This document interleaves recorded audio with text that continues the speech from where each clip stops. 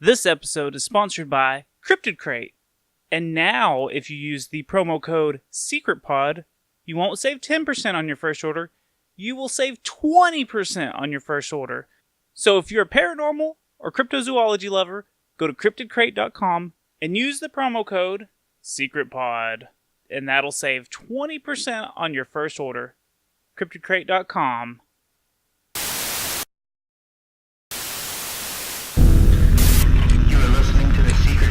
Podcast discussing conspiracies, paranormal, and the strange.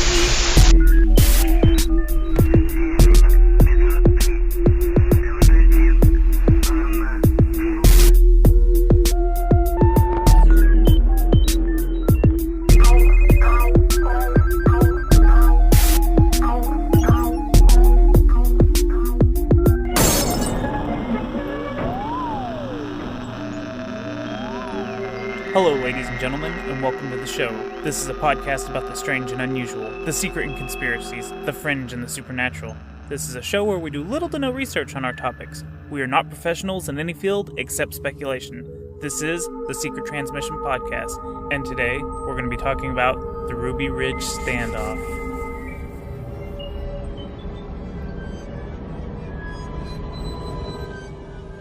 I am your host, Toby. And alongside me are a few of my co-hosts. Hi, Toby. What's your name? Rudy. You want some candy? No, I'm good. I don't need any candy. No. Who else is here? Kristen. Uh-huh. Do you want some candy? Yes, yes, I do. Okay, guys. I got some candy. Gal. Oh, what? No candy. Oh, damn. We're going to be discussing the case.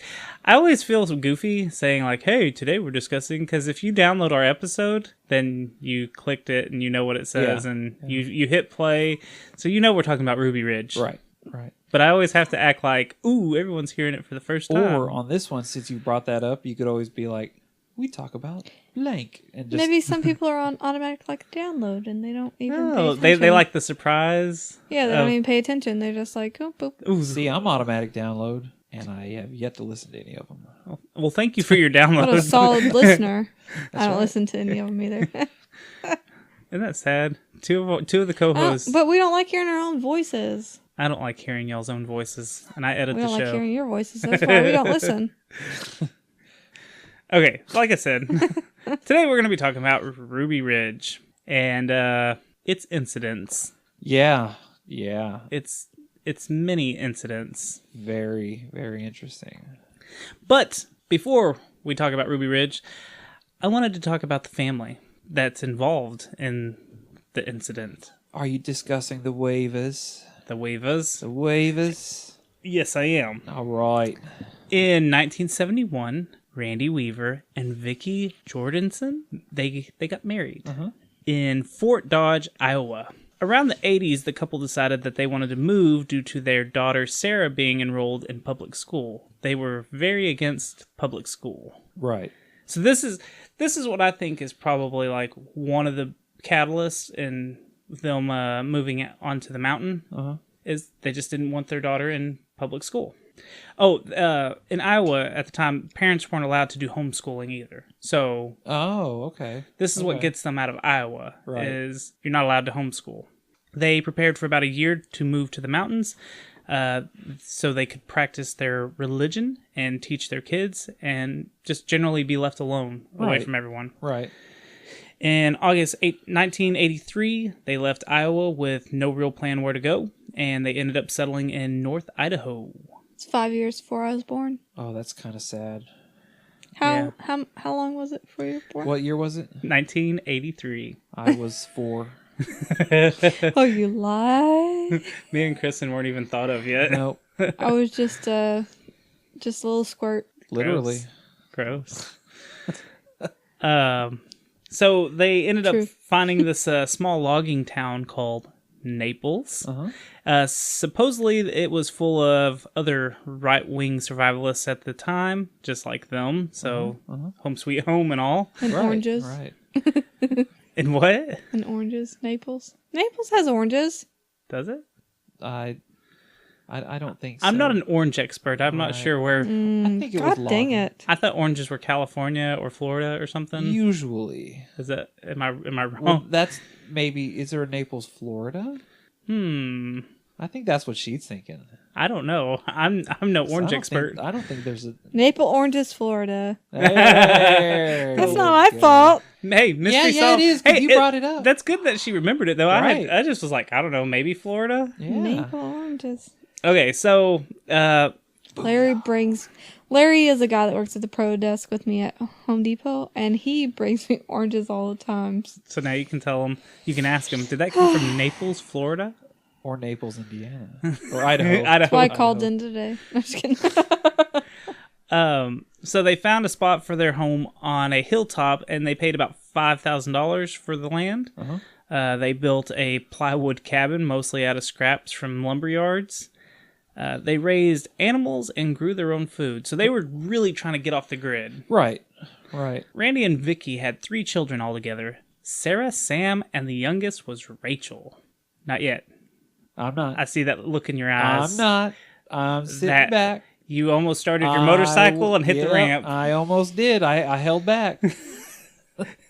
So, I almost jumped the shark, basically. He saw No, it I coming. know, but I don't know what about. yeah, we'll get to it.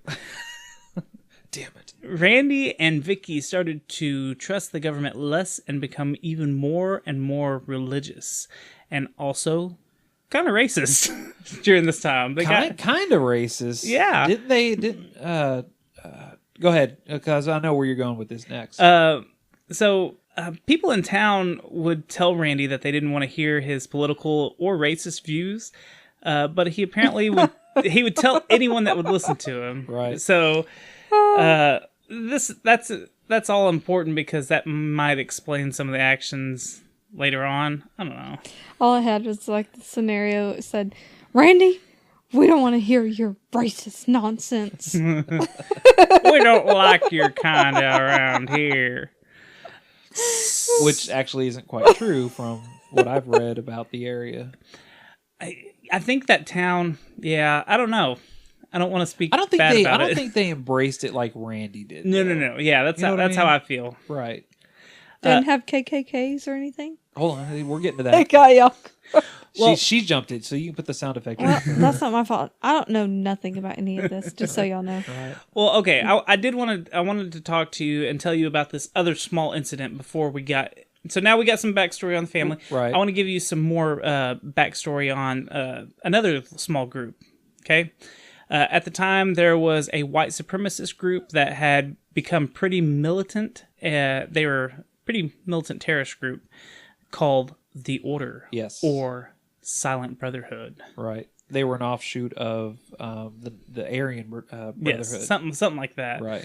I felt odd doing research on the Order, so That's why you clear history. yeah, You don't want to be the red or the blue pill? no. No.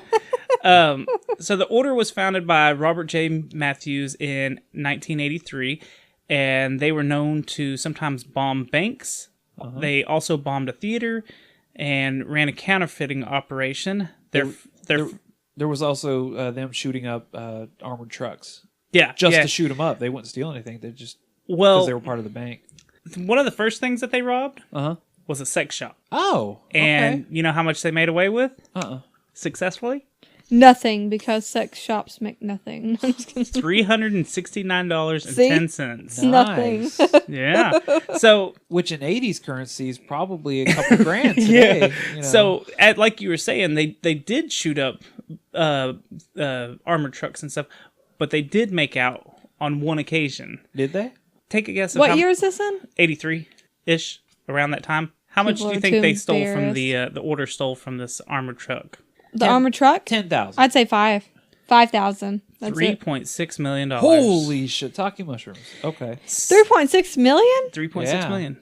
So this little 83 Order, people were dumb. they Okay, that would warrant some federal investigations, I'm sure. Right. Yeah. So on June 18th, 1984, a Jewish radio talk show host, Alan Berg, was murdered by the Order. Right. Supposedly. Right. Long story short, the leader Robert Matthews or the group was never pinned for the murder, but some of the other activities could be linked to them due to someone giving up the info. The FBI moved to capture Matthews and surrounded a house in Freeland, Washington on December 7th, 1984. He refused to come out or negotiate with them. He stopped talking to anyone on December 8th, the next day. The FBI fired dozens of smoke grenades and stun grenades into the house to try to get him to come out. But the motherfucker had a gas mask. Oh. Oh, that motherfucker. So he was ready. Yes. Well, I mean, Nice. you got $3.6 million. I mean, Right. I think I'd be pretty ready for anything thrown at me. I think I'd have more than a gas mask. So, Obviously, it was enough. yeah. A turret. I'd have a turret. I'd have a laser robot. See, 3.6 million back in the 80s. God, you'd be that's a shitload of freaking cash, rich man. forever Yeah. back then.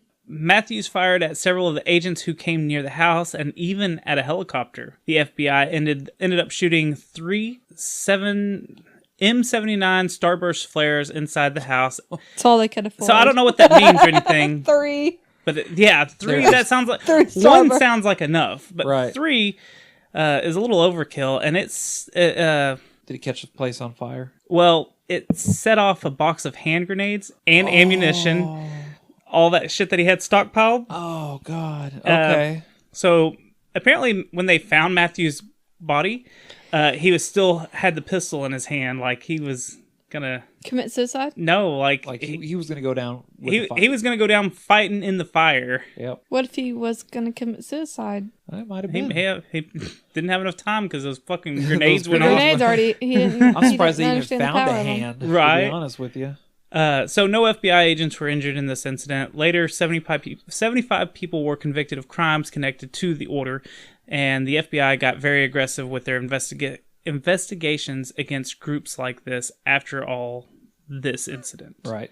So that's why it's important, because it shows like they were going to get on top of anyone that, got on the feds' radar. Right. They went after banks, And sex shops. sex shops, I just thought that was great. and, Like, and Jewish radio hosts. I couldn't let you just gloss over the sex shop with Right. the. I had to go I'm back. just so confused at how they were out there and about and got 3.6. Like, the armored truck doesn't make any stops. It may have been- like, it may have drop been- it off or nothing. Like, it's just like, let's keep on trucking with our 1 point, It's whatever. possible that I could have got the research messed up. And It where could have they been get- several trucks, Well, it could have been research too, that they researched into And a big load. I was wondering, like, what shops did they use? What do you mean? What? Like, shops? what shops were being used for them to get 3.6 million? Like, in a little tiny town? Well, we don't know what town it happened in. I didn't Oh. look that deep into it. It was actually in the area that all this was It's going just a lot of money to be. The order operated. It was a nationwide thing, wasn't it? Yes, yeah. I didn't. I mean, I just did very minimal Right. research on the order. Maybe You one day we'll suck. look more into it, just because it's gangs and stuff are kind of Yeah. interesting. We never really touched on a gang, have we? No, actually, We're haven't. not going to. Oh, I'm not getting. No. There's Oh. one thing being stupid and saying, well, the order I shut like down. when murderers do what they do, or. What? Oh. No one's saying that they like what murderers do what they do. I have. She is Weirdo. I have, and the freaking Skull balls. Wayne Gacy. Gacy. And No, but gangs, that's a whole nother story. You start getting guns Well, involved. we are going to keep touching on gangs because we're going to talk about some neo-Nazis and stuff here in a minute. it's all part Good of the thing history. It's I'm part of the blonde hair, story. blue eyed. Yeah. I'm not messing with y'all no more. Y'all are horrible. In I look Muslim, so I'm screwed. You look Jewish. Oh yeah, that too. You're a Muslim Jew? Yeah, Awesome. yeah.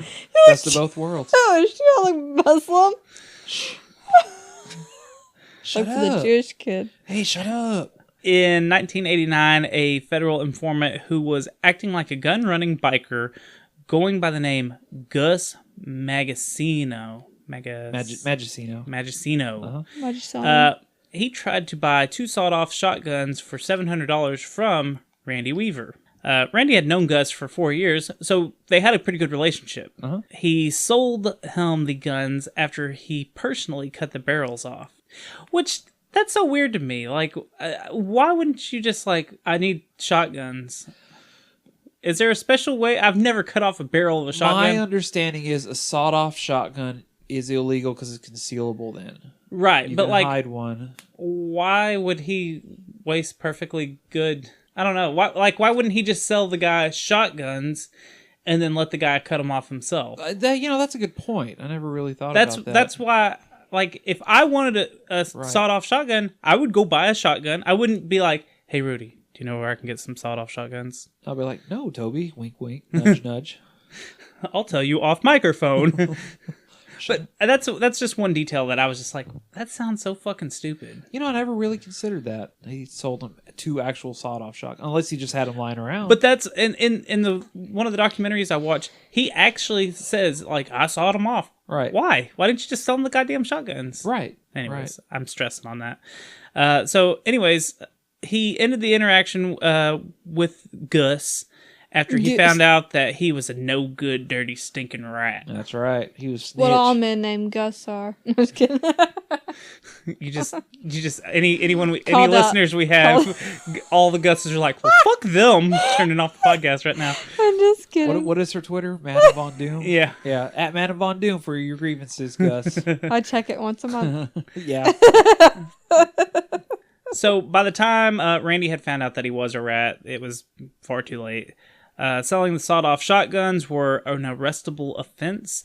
So since the FBI and the God, I was about to say ATV. I know. I thought I was going to say TV. Which ATF is, I'm going to say ATV sometime or another. I know it. ATF is alcohol, tobacco, firearms. Vehicles. Everything a Texan can possibly want. God dang, we're all like, dang, Rudy. So I'm an ATF for life. That's right. So since Gus was found out to be a rat, they lost their informant.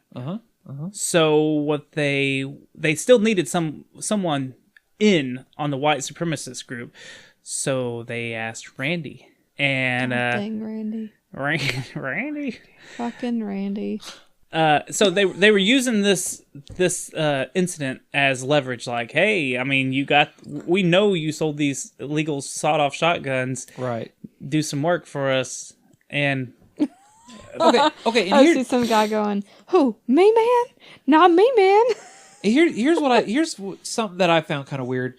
He meets Randy. The agent meets Randy at a rally. yeah, That What kind of rally? a white supremacist a rally. white supremacist rally. I know. I just wanted y'all to say that. He meets him there as it's kind of like it was, from what I understand, it was like a 3-day event, and it was to recruit. 3 days. Randy wasn't exactly part of it though. He was just there to see what they were all about. Yeah, just treading the waters. yeah, that's kind of what I think. There's Who some. treads their waters at a white supremacist event? You would be surprised. Not that I know, but anyway. Well, I guess we kind of tread our and waters that's- at a alien. Right, and that's where that's where what's his name? That's where the agent met Randy, was at one of these little events. Right. So nowhere did I really find out that he was actually part of any group. Right. Yeah. I think he had some of the shared beliefs. Yeah, definitely. He'll even admit that. Right. Yeah. Yeah. He Underlining. does. If you watch some of the documentaries with him in it, yeah, he's like, oh yeah, I didn't like the Jews at all. oh, I wish I would have got the quote for it, but he said something about like, racist isn't a bad word. That just means you're proud of your race. Right. And it was right. like, wait, what? That doesn't make sense. Race isn't a bad word. It just means you're proud of who you are. So anyways, he did refuse to take up the FBI ATF's offer of being a rat. Right. A little while later, Randy was trying to help a couple that had broken down on the side of the road with a overheated truck, is what they told him. And when he reached for the truck, the couple revealed that they were federal agents and arrested his ass. This The happened. couple? So there was a boy and a girl? Yeah. And they were both? That's usually what a couple is. Now, not always. I mean, it could have been. Let's just say it was two guys. Two guys. Well, this was the 80s. A couple means two. It doesn't mean boy and girl. A couple means two. like a married couple. It was two undercover agents. Well, I'm just saying, like, that's kind of weird. Like, I didn't know they were that smart to send them out like that back then. Well, yeah. Federal government's devious. We've covered this before. I'm on 83. This incident happened about a year after the selling the guns incident. Right. So this is a full year that they waited around. During the arraignment, he signed over his property as bond, which is important to know. They tell him that if he is found guilty, his property will be taken away. Big mistake to tell someone who already distrusts your ass anyway. Right. Very right. Yeah. So he didn't show up for court. Right. This made him a federal fugitive, and the case was turned over to the U.S. Marshal Service. At this point, the Weavers wouldn't leave their property for even food because they were growing everything. Right. They were raising their own animals, growing their own crops. They told some of the locals that he didn't sell the guns, so he had the support from them. They just believed that the Weavers were being picked on for some reason. Right. So he kind of was already spinning the locals. Right. They took the stand that they were the victims of religious and political persecution at the hands of an unjust government. Vicky began to write letters to friends, family, and law enforcement to explain their religious and political stand. All these letters ended up being put in a file with the rest of the case. Did you hear about some of the letters? No, I didn't look into the letters because there was so much other information. The wife was being rather antagonistic when you look at the contents of the letters, though. Really? Yeah. Well, hear this. With that being said, in April of 1991, the Marshal Service sends the files to a psychologist, which has the letters all in it. The files were sent back, referring to the Weavers as the Randalls for some odd reason. There's a reference there that I didn't quite understand.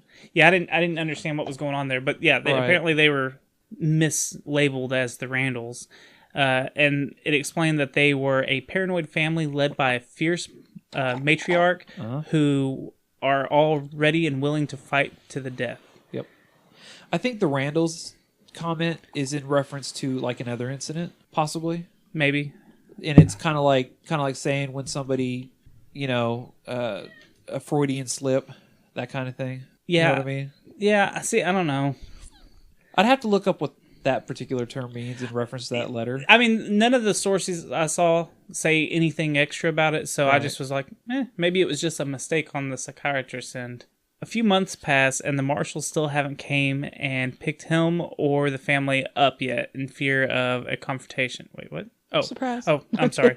A few months pass, and the marshals still hadn't tried to come and pick up Randy or any of the family in fear of a confrontation. October 1991, in a shed, Vicky gave birth to their fourth child, Elishaba. Really? Elishaba? Elishaba. Okay. And I think they only did that name so they could call her Elishabug. Right. That's it. That's the only reason. Yeah. On March 8th, 1992, a full year since the stand, since he, wouldn't come off of his property, right, had started, a newspaper runs a story about him and his stand against the ATF and the Marshal Service. So 3 weeks after the story is printed, a meeting is held at the U.S. Marshal's headquarters, and basically they set up a surveillance plan that they called Operation Northern Exposure. Right. Over the next 5 months, the Marshals record over 100 hours of surveillance footage from a solar-powered cameras hidden around the Weaver's property. So, is that an invasion of privacy? I would say so. But he has a warrant for his arrest. Why didn't they just issue it instead of going through all this bullshit? That's where I feel like it's weird, because I feel like if you break the law... Just because you have a warrant doesn't mean that gives you probable cause to put up cameras all the way around everything. But I feel like when you break a law, you lose your rights. That's why you go to jail. You get punished and lose your rights. But he hasn't made it through the system yet. And the fact that they waited a whole year... Yeah, that's weird too. After his initial sale, quote unquote. And in between that time, he refuses to become a narc for them. I don't know. Something about all this whole timeline of the federal timeline's weird. It doesn't make any sense. So from all the footage that the feds had collected, are the feds part of the ATF? Well, it's a federal agency, So from the footage that the feds had gotten, the Weavers always seemed to be carrying a weapon of some sort. Right. All the adults had. Oh, actually, even the kids had some weapons. Even the kids. So if you're just watching this footage, it looks like they are always ready for war. Right. They also see if the family is joined up. Or one could say that since they are living in the wild, they're always ready in case a wild animal attacks. That was going to be my argument in a little while. Right. But that's honestly like. But at the same time, they knew that the feds may be knocking on their door because of the trumped up charges. Yeah. So they were also joined by a family friend named Kevin Harris. Right. So let's take a quick break, and then Okay. we will get to what happened on August 21st, 1992. Get to the meaty bits. It's getting meaty here in a second. Yeah, All right, it is. Kristen's playing with a cat. He didn't bite you. He didn't even scratch you. He doesn't even have claws. We'll be right back.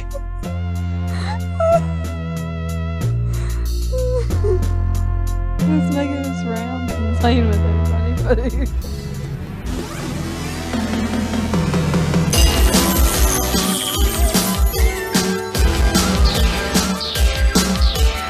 The recognized symbol of excellence in sports entertainment. This is WNW.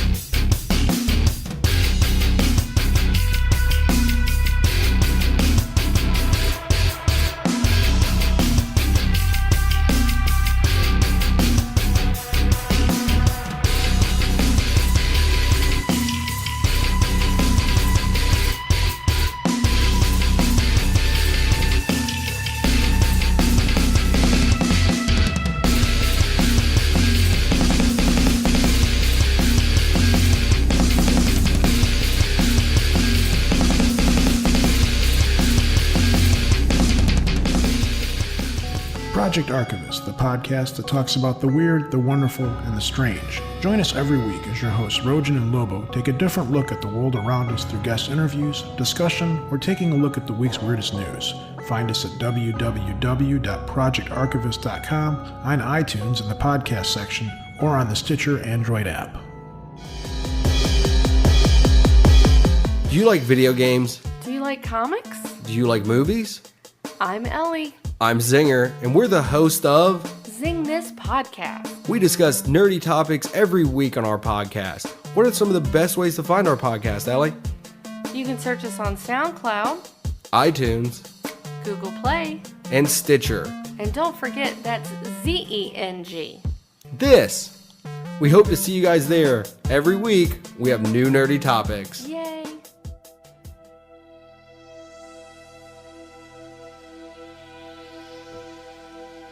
So we are back, and we were discussing this topic off microphone, and we were talking about how this is going to be the 25th year anniversary of Ruby Ridge Right. incident.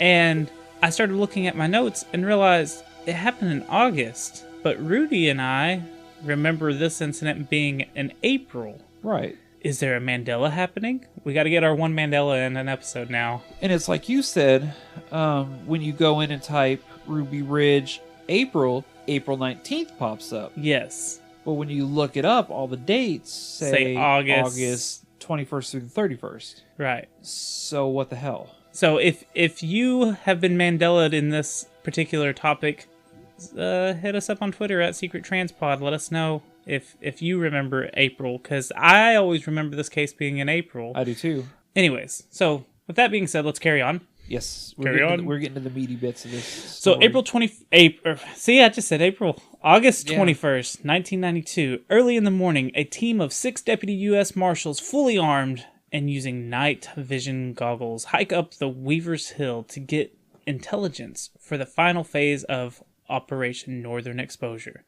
They watched the Weavers for 8 hours that day before they tried to sneak back down the mountain. Very good. I know, I had a tongue twister there. The Weaver's yellow lab, Stryker, started going crazy. Randy claims he thought maybe the dog was barking at a mountain lion or a bear, so he went to investigate. His son Sam and the friend Kevin also joined him. Randy went a different route while Sam and Kevin followed the dog through the woods. Sam was 14 and Kevin was 23 at the time. And the reason why Randy, his explanation for it was almost like he wanted to head him off at the pass. Right. He wanted to try to beat whatever the dog was barking at before the Right. kids got to it. So they were both carrying guns, and they were both expecting a wild animal of some sort. Wasn't he carrying two? Yeah, they were all three All carrying three, guns. yeah. Randy says he got a little down the path when he saw a man with a weapon wearing full camo gear. The man yelled, "Freeze, Weaver!" And Randy screamed, "Screw you!" and took off running the way that he came from. Right. He also claims he was screaming to the boys to get home because it was an ambush. They were being ambushed. Yeah. So apparently they didn't hear him. Right. The dog reached the marshals first, and they shot it. The boys started firing back at the marshals at this point. Again, they're full camoed out. Right. And the kids have no idea what's Right. going on. This could literally be anyone. Right. They haven't identified themselves. It's shooting out. Especially after they just shot the dog, man. Right. You've already lost me when you shoot the dog, dude. Yeah. Oh, yeah. I think that's in everyone's case. Yeah. Shoot the dog, you're an asshole. You're automatically a dick. You need to be executed. Well, you do say that, but one deputy U.S. Marshal is shot and killed, and Probably because he shot the dog. probably. So, two of the marshals ran for over an hour trying to get down the mountain to find someone to help. They got Right. to a neighbor's house, and they were able to call 911. You should play the 911 call here because the way the dude talks about it is nothing like the situation that went down. It's funny you say that. I got an officer dead. I got 3 pinned down. I need help quick.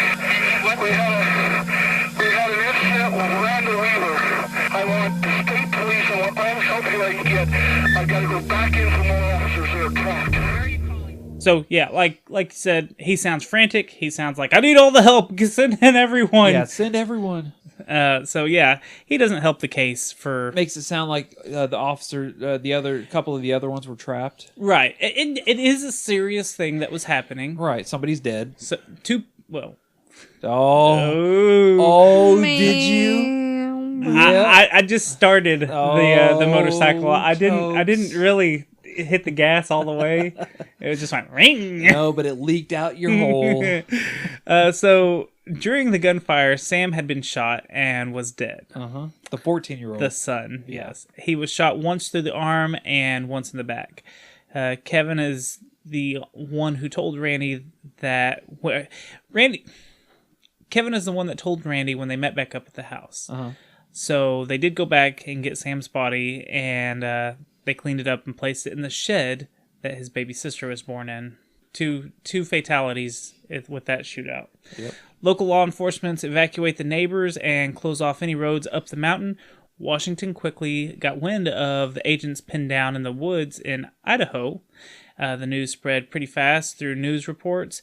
The FBI headquarters in Washington, D.C. responded by sending the hostage rescue team. When a federal officer is killed, government policy says that the case will be turned over immediately to the FBI. On August 21st, 1992, I had to stop myself and make sure I said August instead of April. Right. That's fucking me up. On August 21st, 1992, and I wrote all these notes. That's stupid that I didn't catch it until now. Not really, because in my mind, I'm thinking, hey, here I am watching it and reading it and doing all kinds of stuff on it, and I see April. Yeah. You know? On August 21st, 1992, they had never heard of Ruby Ridge or Randy Weaver. They were unaware of the current situation, so the FBI, this is all news to them. Right. Now they have two missions. They have to save the pinned down marshals and arrest Randy Weaver. So they called in the very best snipers. But since they were going into an open fire situation, they began to draft special rules of engagement on the fly. So they had a set of rules of engagement. And since this was a unique scenario, they started making up their own rules, basically. Just on the spot. On the spot, writing them down and being like, yep, this is the rule. So this would give the snipers more freedom than normal FBI shooting policy. The rest of the marshals got out of the gunfight safely, which the FBI still didn't know that because of the panic that happened. Right. And if all you're hearing is that 911 call, right, you're going to think you have agents pinned down in a gunfight somewhere. Right. So you're going to just rush out there. Right. Almost 24 hours later, they had all kinds of heavily armed men and even a tank waiting by. Now, as you might expect, with a town full of survivalists and possibly paranoid of the government, they didn't take too kindly of the intimidation techniques that they were using. You know, Right. They brought a fucking tank. Right. And all manner of armored vehicle. So, And it's basically every single one of the Weaver's worst fears coming true. yes. At this Oh, point. yeah. Oh, yeah. I think it started. Their worst fears began whenever the courts was like, "Oh, by the way, if you're found guilty, we're taking your shit." Oh, you know what? From day one of this incident, it Uh-huh. was every bit of their biggest fears. Right. A rat taking their land. Right. Just, Everything that they were paranoid about. Here it is. that's nuts. I didn't think Yeah. about that. Yeah. Look at it that way. So, the special rules of engagement in the sniper observer What was that? Observation. deployment. Oh, okay. The special rules of engagement were approved by the FBI for the use on Ruby Ridge, according to the later Regional Restructuring Task Force. Restructuring. What? Restructuring. Restructuring? Restructuring. Yes, let me read that again because I fucked that up bad. Ooh. Special rules of engagement were approved by the FBI for use on Ruby Ridge, according to the later Regional Restructuring. Restructuring Task Force report to the United States Department of Justice in 1994. The Ruby Ridge rules of engagement were these. If any adult in the area around the cabin is observed with a weapon after the surrender announcement had been made, deadly force could and should be used to neutralize the individual. If any adult male is observed with a weapon prior to the announcement, deadly force can and should be employed if the shot could be taken without endangering any children. If compromised by any dog, the dog can be taken out. So they kind of jumped the gun on that one. They threw that one in there. Yeah. Any subject other than Randy Weaver, Vicky Weaver, and Kevin Harris presenting threat of death or grievous Grievances. bodily harm, FBI rules of deadly force apply. Deadly force can be utilized to prevent the death or grievous bodily injury to. It's not grievances. It's grievous bodily injury. God dang it. It's messing me up. Y'all are tongue twisting me on this. I'm not reading it again. To oneself or that of another. And that's from the sworn statement of FBI Eugene Glenn. So basically, if one of the kids is carrying a gun and it could potentially harm an agent, they can fire. Is what that says. The rules of engagement was modified from adult to adult male. Right. But it just said right there, if anyone, and it looks like you're going to get hurt, you're authorized to use deadly force. Right.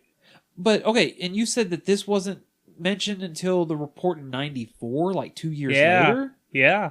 So they made it up on the spot for this, and then 2 years later when they submitted finally everything... made it to where everyone could see it, I guess. I think they had to go to trial over this for a while. Well, yeah. Well, we'll get to that because they do go to trial after that. Right. So, this is normally the procedure. Standard deadly force policy of the FBI was agents are not to use deadly force against any person except as necessary in self-defense or the defense of another, when they have reason to believe that they or another are in danger of death or grievous bodily harm. Whenever feasible, verbal warning should be given before deadly force is applied. Under the Ruby Ridge rules of engagement, deadly force against the Weaver adults could and should be used without justification of defense, and in the case of the adult males, without any verbal warning. So, like you said... So they want to set up an ambush, they can ambush them. Basically. Wow. And just shoot. Just shoot to kill. And even if Randy was throwing down his guns and saying, "I surrender," they could shoot him. Uh-huh. And it's okay because it's part of the rules. Right. So, even the FBI SWAT teams that were there, they weren't happy about this. Things were being said like that these rules were inappropriate or severe. Or unconstitutional. Yes, they hadn't been given these kind of orders before. One even said, "You've got to be kidding me." Right. So, like, they even knew, like, this is bullshit. Right. Before the negotiators arrived at the cabin, FBI sniper Lon Horchy, I don't know his last name. we'll just move past it. Sure. From a position. Spell it. No, I'm not spelling it. I always spell stuff, and I feel like people are like, "Oh, he's spelling it again." So that's why I was just gonna skip it. I'll tell you what. If anybody rags on you for spelling words, I'll fucking kick Like, them in bitch, the ass. say it right the first time. That's right. Yeah, Gus. Yeah, Gus. Since we already singled him out. To all of Horace. our Gus's out there, And just Steve remember, Hicks. It's at Adam Von Doom. Oh, Steve Hicks can suck it. Yeah. I'll get back to you in 5 days. If that. So this lawn guy was in a position over 200 yards from a position over 200 yards away. He shot and wounded Randy Weaver in the back with a bullet exiting through his right armpit while he was lifting the latch on the shed to visit the body of his dead son. The sniper testified at the later trial that he had put the crosshairs on Weaver's spine, but Weaver moved at the last second. Ooh. That's kind of dark to say. Yeah. To testify, I would have kept that to myself. I don't. Why would you give that up? Come clean with God. Yeah, I guess. So, Vicky stood at the door and yelled for the kids and Kevin and Randy. You know, after the gunfire, she was like, "Get in the house!" She was holding the door to let everyone run in, and when she got shot in the head and killed. Damn. She was also holding the 10-month-old. She was holding the baby? See, I don't think the baby was hurt. Right. But I do believe she was holding it. So that same bullet that killed Vicky went through her head and into Kevin's left arm and into his chest. Oh, wow. So it has a constant reminder. Yeah. So right now we've got Randy has a wound in his back. Armpit. It right, exited his armpit. Yeah. We've got Vicky dead through the head. And we have Kevin has that bullet. Vicky in the head? It didn't kill him? No. Oh, wow. But it split open. The picture I saw, it split his arm open like crazy. It looks nuts. And Sammy's dead. Yeah, he was the first one. Right. A lot of the blame on this whole ordeal gets put on this guy named Richard Rogers or Dick Rogers. We're going to call him Dick because he is a fucking dick. Spoiler. I'm okay with that. As the man, he's like I said, he's the one that gets all the blame. Because he's the one that gave them the ultimatum of come out or else. Oh, okay. So that's another reason they didn't want to leave, is they were standing their ground. Right. So by day 3, more troops are still coming. By the end of this, there was some sources saying that there was a couple of hundreds of marshals and just, people out there trying to be a part of the situation. Right. So they started bringing in earth-moving equipment to widen the road and build a bridge so they could bring in even more equipment. They set up a little campsite for the feds that apparently look like small communities. People, it's basically their job. So they were like unwinding, playing horseshoes, jogging up and down the road. You could see people getting dressed in their camos. You could see people coming down the mountain like they were getting off shift and stuff. It's just kind of a weird situation, Yeah. I don't know. I just when I saw that people were playing horseshoes, and there's video of them playing horseshoes and stuff, it's really weird. Like they were just treating it like any other day. Yeah, like, and the people up on the hill are literally fighting for their lives. Right. Is that weird? That is kind of weird. I mean, it's not their fault. I don't feel like it's I don't know. It's just, I don't know. I don't know how I feel about that exactly. Today, you couldn't get away with that. Today, I don't think they could do that. No. You would have to treat it way more professional than that. So at this point, they sent a remote-controlled robot with a phone to the door of the Weavers' home and tried to negotiate with them. Apparently, they didn't get very far with that. They did not want to go get the phone. Right. Do you blame them at this point? I mean, no. 2 dead, 2 injured. Well, there's something that I'll bring up in a minute about that robot. Oh, okay. All right. Which they had good suspicion on. They ended up sending in big equipment to start knocking over the sheds and other structures on the property. The Weavers were worried that they would try to knock over the house on top of them. Right. That's what Randy said anyways. So the plan was to clear the buildings out. So basically, they don't have any cover. They don't have anywhere to hide. Right. I guess it didn't really make sense. I guess they were just knocking over buildings, but then they got to the shed that Sam's body was in. And for some reason, the guy got out of the whatever piece of equipment it was, a bulldozer or whatever, and they opened the shed and they found Sam's body. And they had no idea that Sam... Apparently, no one knew that Sam was dead at this point. That's what they claim. Really? Well, in a way, how could they know in the initial confusion? Shots being fired. Right. Agents running down hills. People running back to a house. I'm sure there was a lot to be lost there. Right. And let's stop and think about this. Okay. The feds have no clue that the son has been killed. Right. The Weavers are in an all-out war because the son was killed. Right. The feds only see the Weavers fighting to defend Randy, not fighting because of a the dead loss. son. Yeah. Right. So it really puts a different spin on this whole situation now. Yeah, it really does. So this is day 4 now. They publicly told the media that Sam had been killed. And of course, this pisses off the crowd. Oh, yeah. All the locals that were supporting it are pissed. So day 5, they investigated the original area of the shooting. They start to believe that the story of what happened may have been exaggerated. That 911 call? Uh-huh. Yeah, a little exaggerated. I don't think it was an emergency. Right.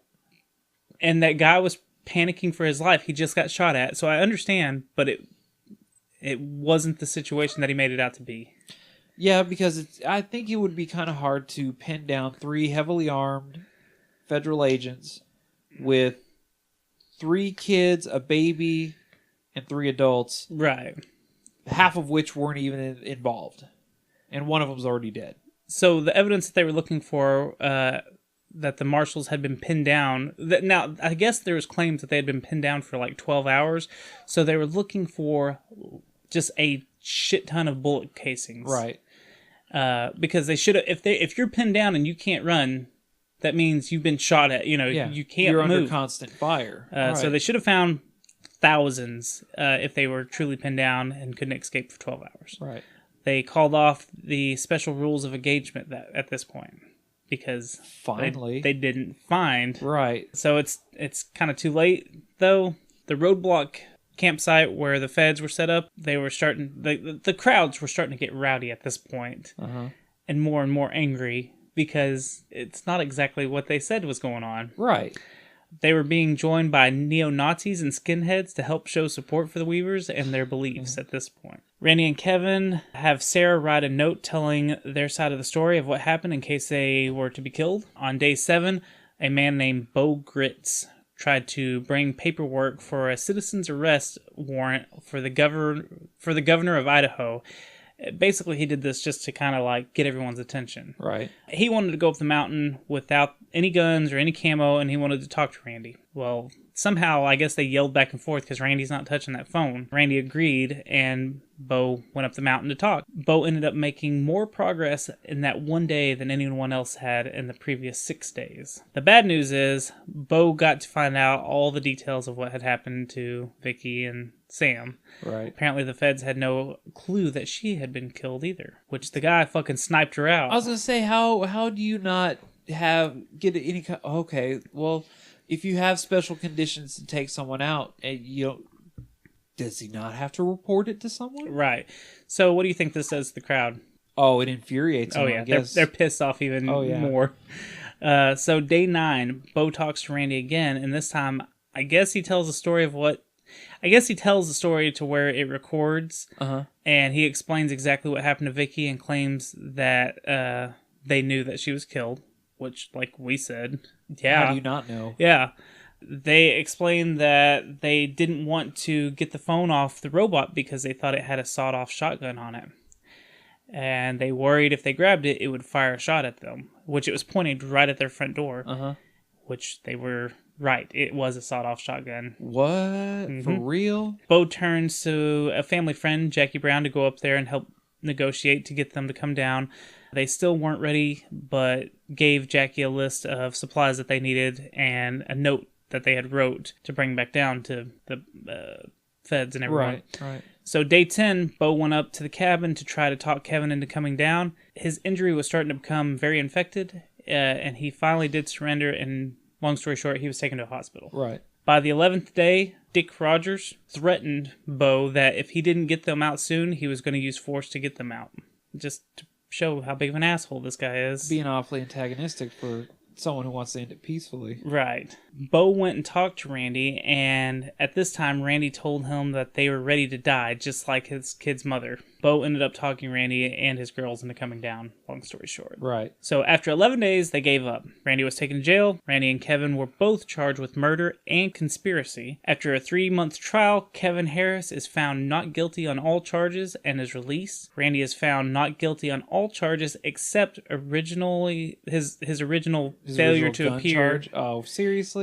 So for selling the illegal firearms. Right. And he had to serve 6 months in jail.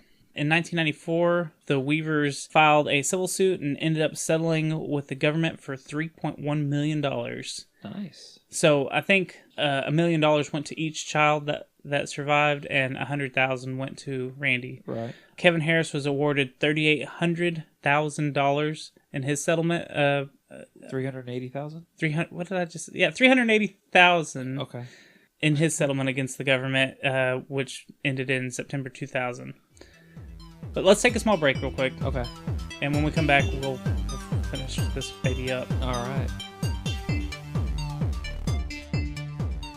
Hey there, fellow podcast fans. Do you love comic books and especially Swamp Thing? Get out of the bayou. So do we. Come check out the Parlapod Show, the world's only podcast dedicated to the muck-encrusted mockery of a man himself, Swamp Thing. This is some serious arcane audio. We also have a sister show, Splurch, where we dive into the world of comics and all the crazy aspects of life. Give us a listen at parlapod.com, iTunes, SoundCloud, our YouTube channel, visit our site, parlapod.com, and consider supporting our Patreon for some really cool rewards and exclusive content. Check us out on podcastradionetwork.net every Tuesday at 9 p.m. Eastern. Join the conversation on Twitter by following @Parlapod. We'll see you in the swamps.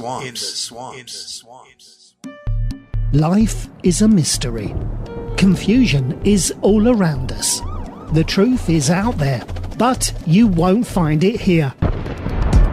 Maybe it was the ghost of an alien that worked for the government. You know, you remove the alien anal probe out of the story, and it probably wasn't this guy's worst Saturday night. Welcome to Hysteria 51, a weekly oddcast of conspiracy theories, mysteries, and the unexplained. All viewed through skeptical eyes and the blurry lens of a beer bottle. Listen to Brent and John make sense of it all each week by subscribing. Find us on iTunes by searching Hysteria 51 or anywhere else fine podcasts are sold. Hi, I'm Desmond. And I'm Shalom. And we're the Not Historians. Just two guys with big mouths and little historical knowledge who take on pop history and everyday history things. It's so close to learning that you just might.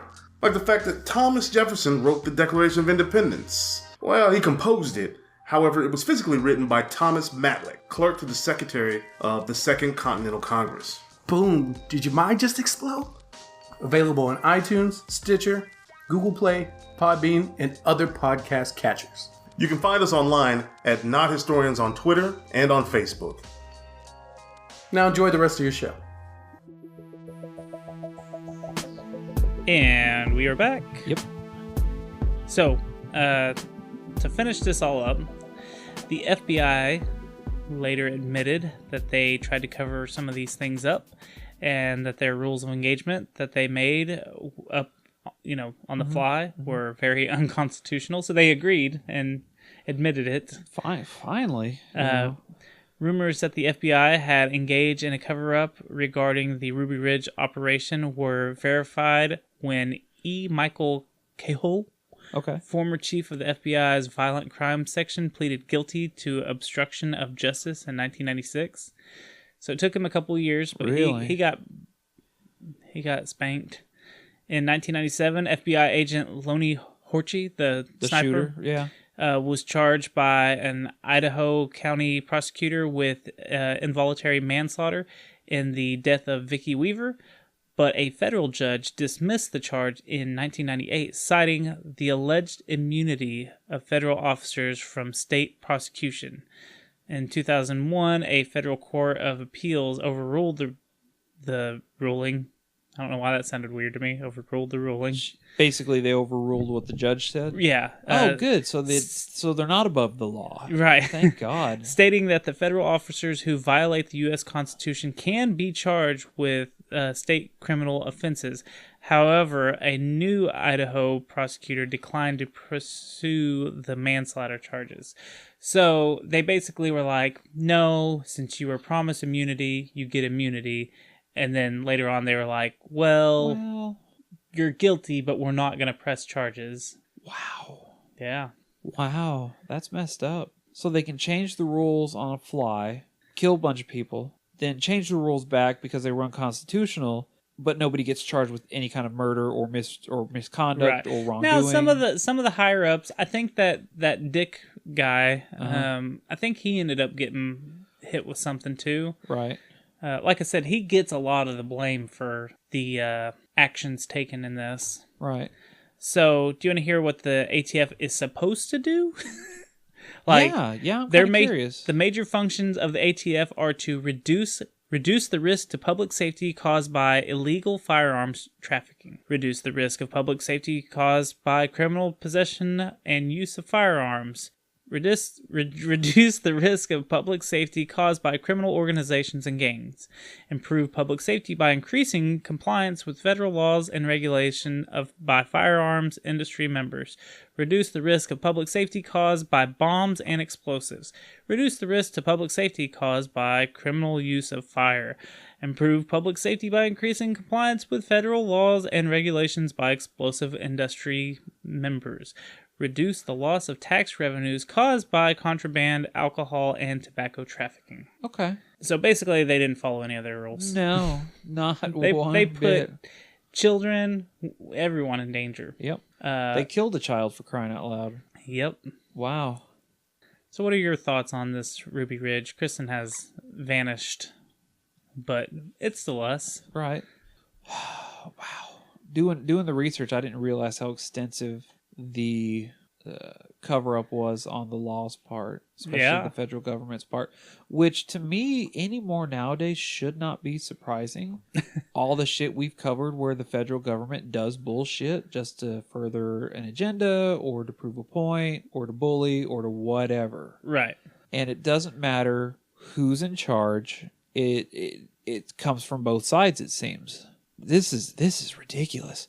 If the guy wouldn't have gotten involved or wouldn't have been at that rally, none of this would have happened because he never would have met the agent. He never would have had a reason to sell him sawed-off shotguns. And they'd probably be chilling up in that cabin today. Yes. Because... So what you're saying is, moral of the story, do not go to white supremacist rallies. Don't get involved with any kind of hate group. Period. Just don't. Right. It's just common courtessy. Don't be a dick. Right. But we just lost all our white supremacist listeners. all four of them, I'm sure, that listen. But the thing is, I know several survivalists. They call them preppers now. Doomsday preppers. Right. When I was here. Well, they've dropped the doomsday part because it just sounds bleh. And none of them are this extreme. They basically want what these guys want minus the hate. Right. They just want to be left alone. So I'd still go back to if they would have stayed out of the hate group, they'd be fine. It makes me wonder how trained that original group that went up for surveillance was, because they seemed pretty startled at the dog and the kids showing up, and like it seemed like. Well, I know that, but how the hell did they get those cameras up, those solar powered cameras up there without anyone noticing? Because there's some really close shots of those houses and shit. I want to say, man, Inside job. Oh, hold on. Sorry, and Kristen is back. Inside job. No, they didn't have anyone on the inside at the time. This is after the biker stuff, when they were already like holed up on their mountain and they weren't coming down, so they didn't have anyone going up there. On top of living in a community surrounded by people who felt the same way they did. Maybe they already had the cameras up then. Man, I don't know how the hell, because have you seen some of the surveillance video? Oh, it's close. Yeah. It's Maybe they detailed. already felt uncomfortable and had the cameras up. It's very possible. It's very possible they could have been watching them for a long time. Right, for a really long time. And we only know about the 100 some odd hours of footage. Right. Who knows, really? Uh-huh. I mean, it could go pretty deep like that. Right. Yeah. I think there are other incidents where, you know, the ATV... Right. I had to say it. Just the ATF went out of control, but this is one of the first ones where they were able to say, "This is why you have to follow the rules. We have these rules here for you to follow, not to fucking." Are you go talking off. about the ATF or the general public? ATF, Right? ATF, like because they fucked up so bad that the government lost $3.1 million Plus another 380,000. Yeah. Oh yeah. I forgot about his. Right. So nearly 4 million. Yeah. Plus they lost men. They lost 3 people killed. A lot. Plus, bad publicity. Oh God, yeah. Hell, I still think that.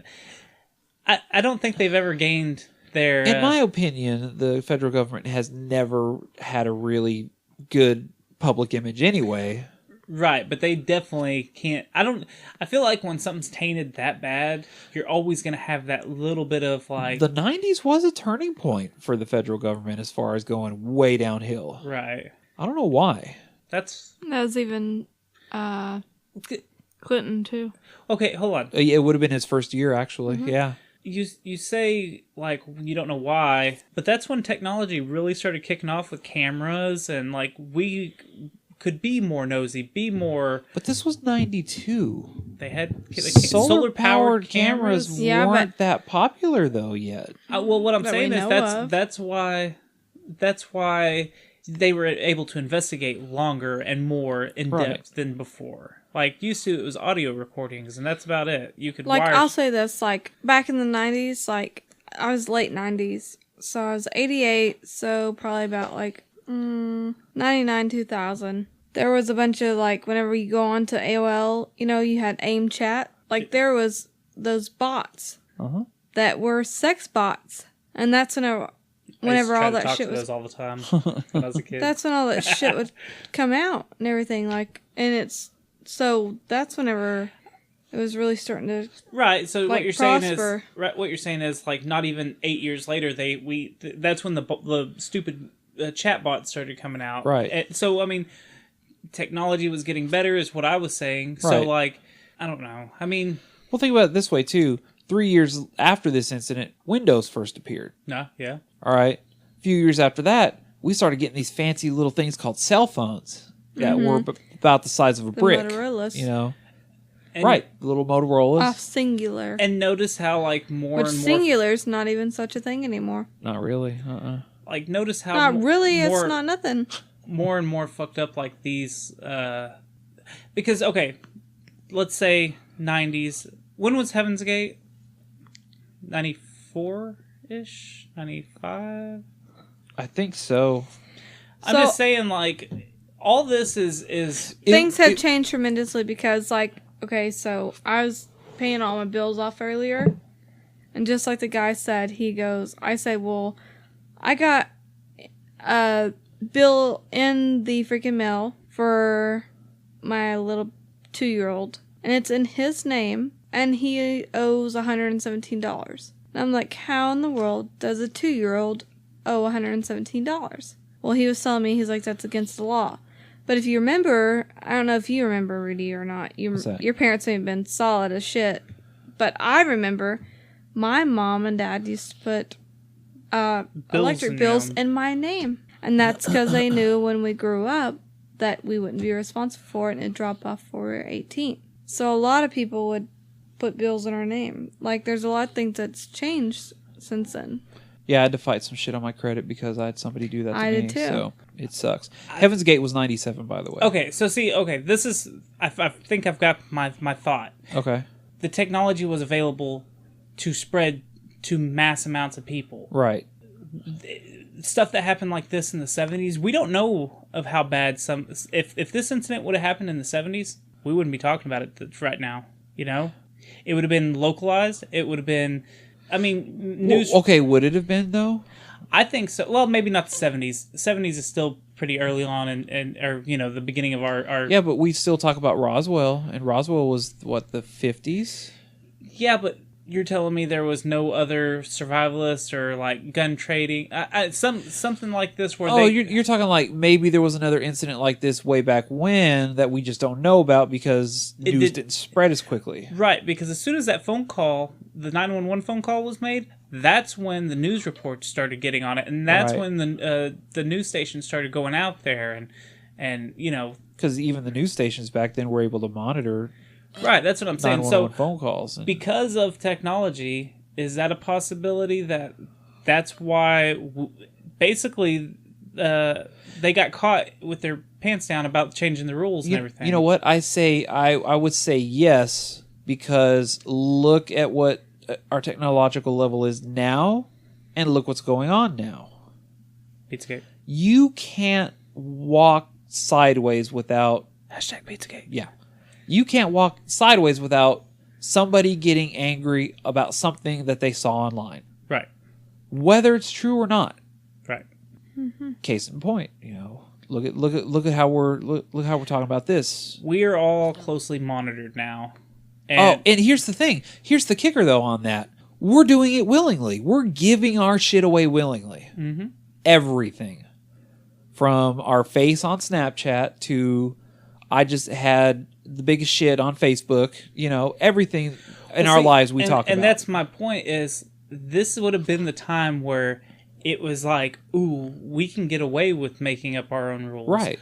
But it was just one of those things where they just did it at the wrong time and it was like, oh. I still think they do try to get away with making up their own rules. I'm not saying... Look at the incident that happened, was it a year or two ago in Montana where the rancher got shot by federal agents? Ooh, I remember that vaguely. Yeah. We should cover that. And they claimed that he was trying to pull a gun on him, but if you look at the video that was being taken from inside the truck at the time, a window gets shot out first. And then he has his hands in the air. He's getting out of the truck, out of the passenger or out of the driver's side with his hands in the air. Just wait for it. And one of the windows just shatters. Huh. There's a woman who was shot 2 days ago. Well, not 2 days ago, I'd say. So this will be a long time ago by the time this airs. Well, yeah. So she was shot a week ago. Morgan Freeman? Not Freeman. Breaking news. Well, he's died about 15 times anyway on the internet, so I'm not even worried about it. It's because he's Nelson I Mandela. forget her name. But she was coming out of the car and they are now fighting. Is it a mental disability thing? Like if someone comes at you, you're a police officer, and they come at you and you're a mental disability patient, should they fire at you or not? Well, I'd say that's a little more. But they don't know if the person's being erratic. Well, she came at him with a knife. Oh yeah, yeah, even disabled or not. She was you mentally don't know that. You see a person coming at you with a knife, right? Even if right. even if you or me I totally or any agree, of us, but I'm just saying there's so much stuff coming out. Right. It's unreal. And it goes back to the technology thing. Yeah, and it's changing, and things are changing from when we first ever started dealing with this kind of stuff. Absolutely agree. So, any final thoughts on this particular case? Don't trust anything with the government ever, and don't go to white supremacist parties. Oh, stay away from the hate groups. Come on, jeez, that's just common courtesy for crying out loud. Unless they're, never mind. I'm not even gonna say it. I don't know where you're going with that, but that's great. Nope. I'm not finishing that thought one bit. Well, should we wrap this up? Sure. All right. Everyone say goodbye. Adios. Good night. How do you know they're listening to it at night, Rudy? Because I listen to it at night when I do listen to it. Do you listen to it at midnight and under your covers with a flashlight? No. Flashlight? Oh, Morgan. Her name is Morgan Rankin, now that I know it. A Fleshlight? That's how we're gonna end it. Okay. Fleshlight. Yeah. Thanks, buddy. Sponsor us, Fleshlight. Fleshlight. Take it. Thank you for listening to our discussion on Ruby Ridge. If you'd like to leave any comments or anything like that, you can follow us on Twitter or Instagram at SecretTransPod. You can email us, secrettransmission@hotmail.com, and you can go like our Facebook page. You can also find our show on iTunes. Please leave us a review. Stitcher, Google Play, and YouTube. You just got to search for Secret Transmission Podcast. You can also catch our show on the Podcast Radio Network at 9 p.m. Eastern on Sundays. Just visit podcastradionetwork.net and you can listen to us every Sunday at 9 p.m. Eastern. You can also help support the show by ordering a t-shirt from What a Maneuver. We have a store on their website. The link is in the description. So if you would, please go purchase a shirt. And if you send us a screenshot of proof or you wearing the shirt and an address, we will actually send you a free little button as a small thank you. I guess that's going to do it. We hope you come back and listen to us try to explain the unexplainable.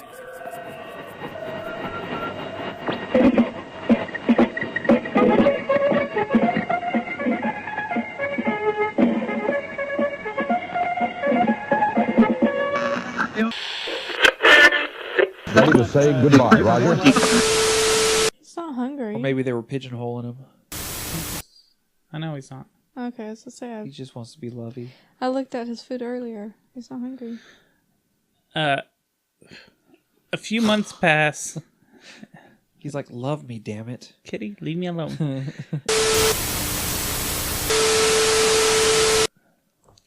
So before the negotiators,